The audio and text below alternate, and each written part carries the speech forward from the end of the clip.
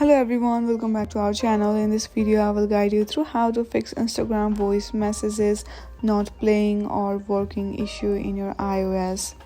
To fix this issue, first of all open your settings on your device.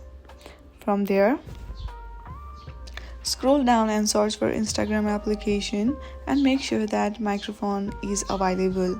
If microphone is not visible in the space, then on the top, go to the screen time, hit on the content and privacy restrictions,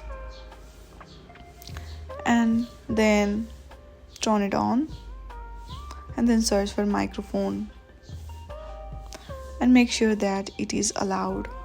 Once you do that, your issue of voice messages not playing or working issue on your Instagram will be solved. I hope you like this video. If you like this video, then please do not forget to like and subscribe to our channel.